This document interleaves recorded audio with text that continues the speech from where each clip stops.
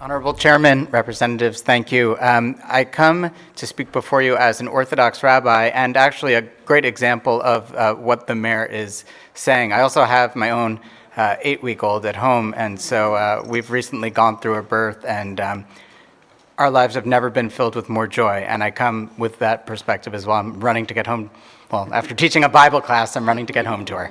And I have this to say. I come from the Orthodox Jewish tradition, where we treat abortion as not allowed, but different than the Catholic perspective. In our tradition, abortions are encouraged and sometimes even mandated if they protect the health of the mother, but are otherwise discouraged, not necessarily as murder, although according to some rabbis, yes. There's debate, but also they're allowed by many rabbis in order to protect the mental, emotional, or financial health of a parent, depending on the circumstances. As Stephanie testified, it makes a mockery of parents to assume that they make these decisions lightly. If outside, when I was waiting, the general chant, and I understand that for many people it's a chant of love, was Jesus, Jesus, Jesus for hours, resonating in the rotunda. As a rabbi, I understand that if laws that are primarily based on a non-Jewish religious interpretation were enshrined in our state legislature, Jewish protections that encourage or even mandate abortion under a limited set of circumstances would not be allowed. Our free exercise of religion that would say to a mother who experiences depression, anxiety, or rape and couldn't have that abortion, that would be a limitation on the free exercise of our religion. And this is coming from a perspective to not encourage abortion. But here's my main point. And this is what I want to close with. The wall of separation between church and state is fundamentally there to protect religion from its desire to coerce the public who might not believe in it. If you make religious arguments the basis of law, you will prejudice against other religious traditions and secular traditions, which is why the courts have again ruled that these sorts of decisions should be made based on arguments of general appeal, not of religious appeal. Everybody.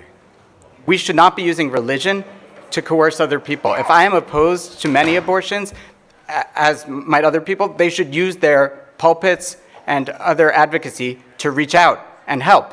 But to use the state's legislature as an arm of the church is a fundamental violation of the separation of church and state. It concerns many, many Jews, and it concerns all kinds of other people who do not represent the majority religion in Rhode Island. So on behalf of a minority religion and a diverse group of people who may or may not agree, I ask you to support the Rhode Island Health Care Act based on the idea that we live in a pluralistic society, and that even if you have a strong religious argument for a thing, it is okay to put that argument aside, encourage your friends, family, or co-religionists to adopt that position, and understand that people may feel differently. That can be painful, the issues are strong, but I encourage you to adopt this position. Thank you. Thank you.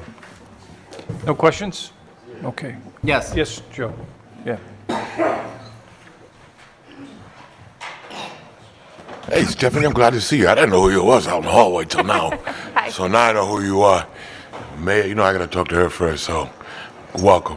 Thank you. For the rabbi, I'm putting words in your mouth. So the Jewish religion is saying is strong on the separation of church and state. Is that what you're saying? Well, what I'm saying is, as a minority religion, when the majority religion is in charge, be it state prayer or other things, it's minority religious groups who don't get to exercise their freedom of religion. The Establishment Clause and the Free Exercise Clause are joined at the hip. And so if a Catholic interpretation, let us just say, and I respect and love my friends who are Catholic, yes, it's not a pejorative, or any other religion, but if a Catholic interpretation of abortion law became enshrined as state law, then a Jewish interpretation of abortion law, which is slightly more permissive, shall we say, which would allow, in many cases, say a mother suffering from depression to choose the painful choice of an abortion. We would permit that under certain circumstances. Well, that free exercise of that religious choice would now be banned by the state accepting other primarily religious arguments. And so what my argument is in order to respect the free exercise of many different religious and non-religious understandings of this issue, the best approach is an approach of diversity, which permits and protects the right to choose while acknowledging that people may disagree and can advocate privately as they choose. Is there God forgive me, like an association of rabbis that you're a part of or a group of? Yes, I mean, I guess I don't speak in their name, but I am the vice president of the Rhode Island Board of Rabbis. I thought you looked familiar. Okay, no worries. Thank you. Any further questions? Thank you very much for coming. Thank you. Thank you.